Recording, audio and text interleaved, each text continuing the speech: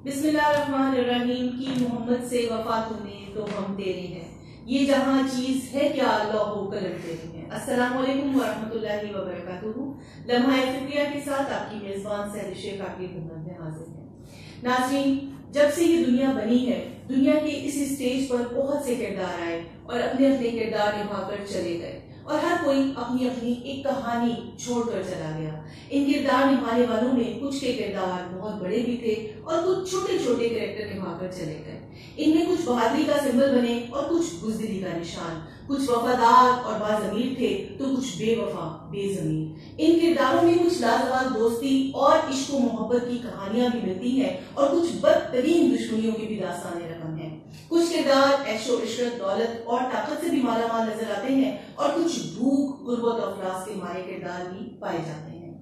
कुछ किरदार अपनी नेक नामी में नाम कमा गए और कुछ बदचलन बद किरदार और बदनामी जमाना हुए।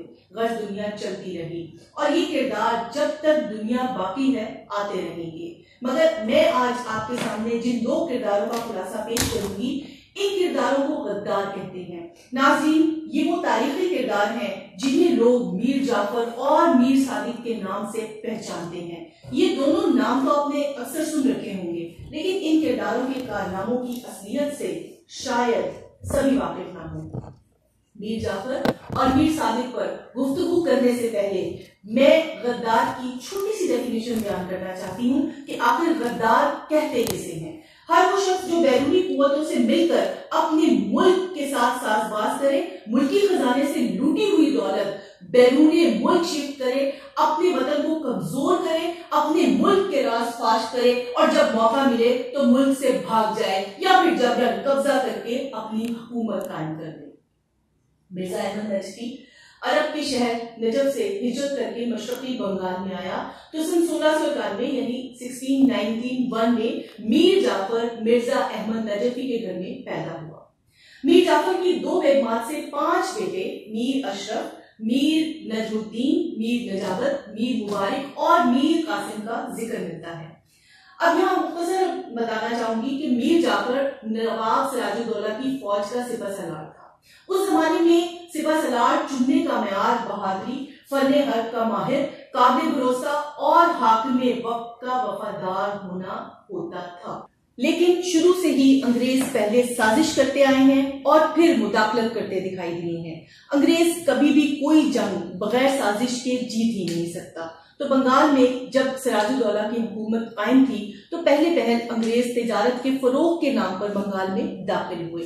फिर आहिस्ता आहिस्ता उन्होंने वहां अपनी जड़ें मजबूत कर ली। उन्होंने मीर जाफर के साथ कई बार मुलाकातें की जो कि सिराजुद्दौला का सिपह सलार था। ब्रिटिश ऑफिसर रॉबर्ट ने आगाज में मीर जाफर को बहुत सारे तोहफे तोहफे दिए जो मीर जाफर अंग्रेजों से वक्तन फौक्तन वसूल करता रहा और बिलाखिर रॉबर्ट ने एक कसीर रकम देकर मीर जाफर को खरीद लिया और मुआहदा तय पाया कि अगर सिराजुद्दौला की हुकूमत का तख्त उलट दिया तो हम तुम्हें हुक्मरानी देने में मदद फराहम करेंगे। लिहाजा ऐसा ही हुआ। मीर जाफर ने अंग्रेजों की ये पेशकश कबूल कर ली और जब अंग्रेजों ने अपनी एक कमजोर फौज सिराजुद्दौला की बहादुर और अददी लिहाज से एक बड़ी फौज के मध्य मुकाबले उतारी तो मीर जाफर बदबख्त ने अपनी फौज को अंग्रेजों से लड़वाने के बजाय उनके साथ मिलकर सिराजुद्दौला की हुकूमत का तख्त उलट दिया और खुद जबरन कब्जा करके हुक्मरान बन बैठा। इस वाक़े के सिर्फ 33 साल बाद मीर सादिक ने एक ऐसे शेर को शहीद करवा दिया जिसे तारीख शेर हिंद, शेर मशरिक, शेर मैसूर के नाम से जानती है। हैदर अली का वो फर्जंद कि जिसका कौल था कि गीदड़ की 100 साल जिंदगी से शेर की एक दिन की जिंदगी बेहतर है, जिसकी तलवारें आज भी बरतानवी म्यूजियम की जीनत है। ये सिर्फ 48 साल नौजवान मीर सादिक की गद्दारी की भेंट चढ़ गया। ये नाम जो बहादुरी की अलामत था, आज दुनिया इसे टीपू सुल्तान के नाम से याद रखती है। मैसूर में टीपू सुल्तान की हुकूमत थी। उसकी बहादुरी, उसकी हैबत की वजह से कोई सोच भी नहीं सकता था कि टीपू सुल्तान की हुकूमत को हिलाया जा सके। लेकिन जब गद्दार अपने ही घर में पैदा हो जाएं तो फिर ऐसे ही वाकयात रूनुमा होते हैं। मीर सादिक टीपू सुल्तान की कैबिनेट का अहम रुकन और अहम वजीर था। अंग्रेजों ने साजिश का आगाज कर दिया। मीर सादिक से मरासिम बढ़ाए तोहफे तहाइफ की पेशकश की जो मीर सादिक ने कबूल कर ली। अंग्रेज ने एक भारी मुआवजे के एवज इसे खरीद लिया। अब मुदाखलत की मंसूबाबंदियां तैयार होने लगी। मीर सादिक अंग्रेजों को तमाम खुफिया मालूमात फराहम करता रहा।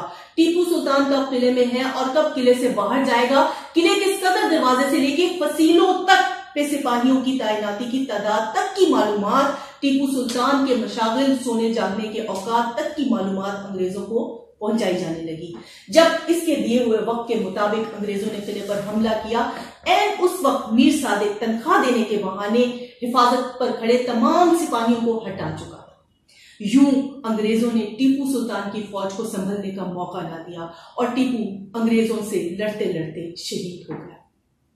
जानिसार टीपू सुल्तान जल्द ही भाग गए थे कि गद्दारी अपने ही घर के अंदर से हुई है, लिहाजा उन्होंने मीर सादिक को इबरतनाक अंजाम तक पहुंचाने के लिए मौत के घाट उतार दिया।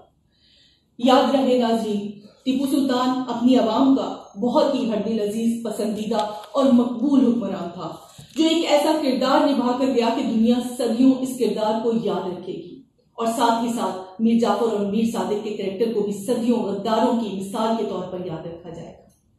लम्हा फिक्रिया ये है कि आज भी इन दोनों गद्दारों की औलादें हमारे इर्द गिर्द अपने किरदार निभाती नजर आती हैं। आपने जागते रहना है। इसके साथ ही लम्हा फिक्रिया से मुझे इजाजत दें। प्रोग्राम लाइक करें, ज्यादा से ज्यादा शेयर करें। जिन्होंने अभी तक मुझे सब्सक्राइब नहीं किया वो भी कर लें और प्लीज मुझे कमेंट्स में अपनी राय जरूर दिया करें। अल्लाह हाफिज। पाकिस्तान जिंदाबाद, पाक फौज पाइंदा।